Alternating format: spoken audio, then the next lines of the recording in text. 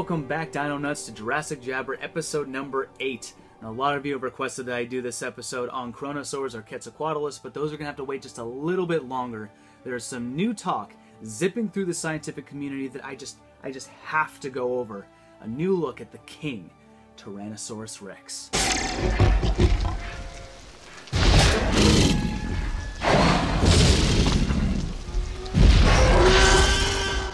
So before I get into our topic, I just want to say thank you again to all of you who are liking and subscribing to these videos. I love this. Remember everyone, I'm not a paleontologist, I'm not a geologist, I'm not an ologist of any kind, I'm just a lover of the sciences. And whenever I learn, I just want to give back to you. It's all about spreading the knowledge. That being said, I need you all to know that this is not going to be the only installment I do on T-Rex. There's just way too much to go over in one episode. I just want to touch on the new evidence that's been brought to light. Okay, so let's get started just by going over some basic knowledge of T-Rex. T-Rex lived 68 to 66 million years ago in the late Cretaceous period in North America.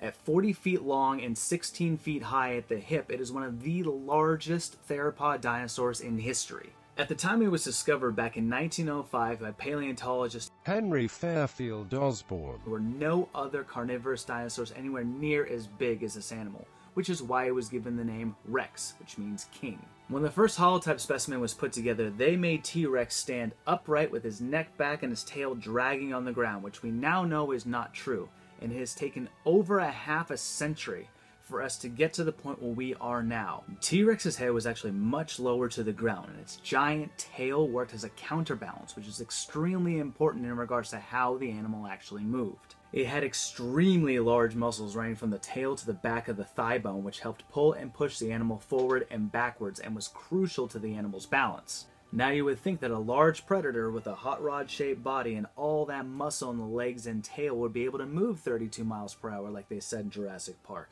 But the fact of the matter is, it would be extremely dangerous for an animal of this size and this weight to be moving that quickly. The bigger you are, the harder you fall. And if T-Rex were to fall down at 32 miles per hour, it's almost guaranteed that it would break bones and quite possibly kill itself. Now that doesn't mean that T-Rex couldn't move quickly, it just means it's extremely dangerous for it to do so. It most likely stuck to speeds around 10 to 12 miles per hour, so it could barely outrun a human. Now you don't have to run as fast as a Utah raptor to be an apex predator, you just have to be faster than your prey.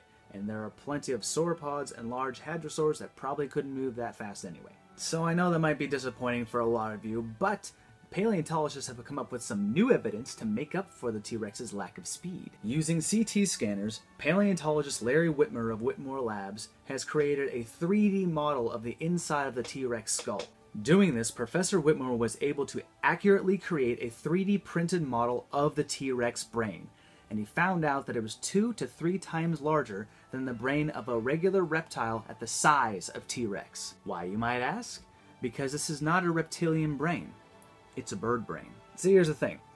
A bird's brain is so densely compact with neurons firing in every direction, to the point that we might have drastically underestimated how smart birds and predatory dinosaurs actually were. Now that we know the T-Rex actually had a large brain for its size, let's go over some of its senses: its smell, its sight, its hearing.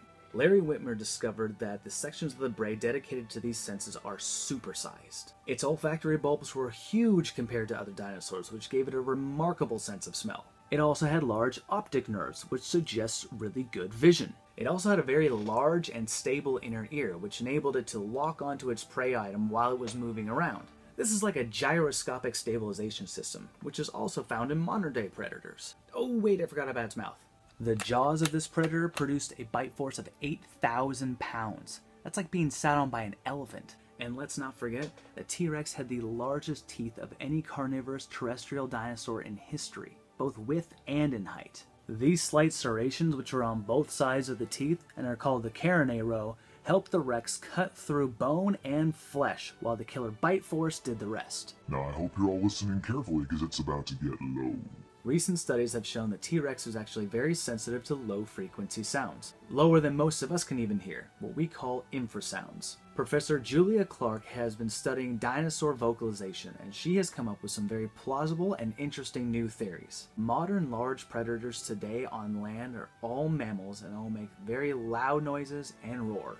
But Professor Julia Clark says that modern-day animals like birds and crocodiles, which are much more closely related to T-Rex than mammals, make completely different sounds. Many of these animals communicate with closed-mouth vocalizations, very low-frequency sounds. For example, the infrasonic low-frequency terrifying sound of a crocodile. Now, these sounds are used to communicate over long distances. The trumpet of an elephant can be heard for miles. The call of a whale can be heard all the way across the ocean. Maybe I should try humpback. No, don't try humpback. Julia Clark says that T-Rex's inner ear suggests that it actually used these low-frequency sounds that could shake your bones. One thing is for sure, these are not loud sounds, but you can feel them internally and can be definitely unsettling. I got a bad feeling about this. I have a really bad feeling about this. I got a bad feeling about this. Infrasounds at 18.9 hertz can send chills down your spine, and the sounds that T-Rex made were even lower. And as they said in the new BBC documentary, The Real T-Rex, it might not be the scariest sound you've ever heard, but it's definitely the scariest sound you've ever felt. And now we're gonna go live to Isla Nublar with our anchor, Benjamin, to show you what this animal actually sounded like. Benjamin, what's it like out there? Well, Ben, it's cold and wet. Hadn't stopped raining for 3 days. I'm pretty sure I smell like moldy wet socks. Haven't heard or seen anything. I think it's time I come back to the studio. I mean, there's nothing out here. What was that? Did you hear that rumbling? Oh, sent a chill down my spine. Yeah, I think it's time I come back to the studio. I mean, oh my God.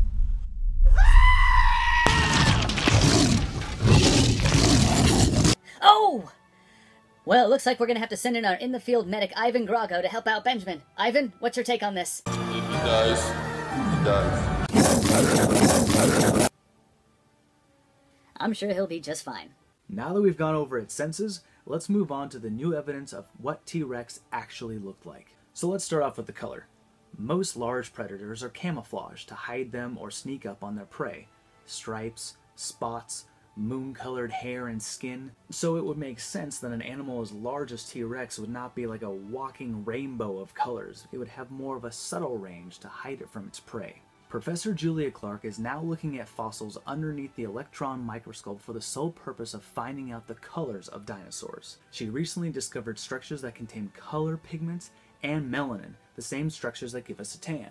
And looking at birds of prey of today, eagles, hawks, raptors, they are not very brightly colored. Blacks, grays, browns, and whites is usually the range of colors of modern day birds of prey. Now the structures around the eyes might have been brightly colored, and that might have been for mating or identification from males, females, or even juveniles. Now according to this new BBC documentary, T-Rex was not covered in the plumage of feathers that was previously thought, but was more so covered in the primitive feather barbs, bristles that it sported around its head, neck, back, and along the tail. That all being said, this is what scientists think the new T-Rex actually looks like. Hallelujah, hallelujah, hallelujah. Now I've got a couple more cool facts for you before I wrap this episode up. I need a paleontologist, somebody who's an expert in T-Rex and its social behaviors. Where would I find such a man? Why am I asking you?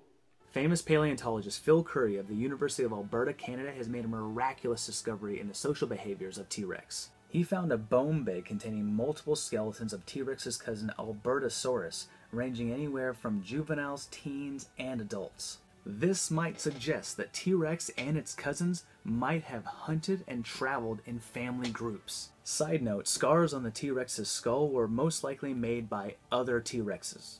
What else was biting a T-Rex's face? This proves interaction for dominance in social groups. Phil Currie suggests that another advantage of traveling and hunting in family groups can be seen in modern-day lions. The younger and much faster little T-Rexes could chase the prey into the jaws of the mama T-Rex, the real muscle. And as we now know, a juvenile T-Rex would have looked way different than an adult. It would have had longer legs, narrow jaws, smaller teeth, slender body, and covered in much more of those feather barbs. Cutting open the bones of T-Rex, paleontologists have discovered that in just a few years, a juvenile T-Rex can go 3 times in size and 6 times in weight. And in its teenage years, this suggests that these animals were putting on 5 pounds of weight on per day.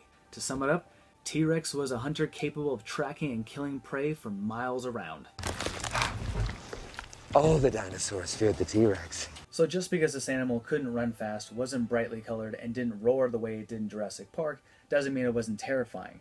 This just means that it was sneaky, harder to see, could track you for miles, chill you to the bone, and hunted in family packs. Now don't forget that it took us over a half a century to get to the point where we are now of what we know about T-Rex, and who knows what new discoveries are going to tell us.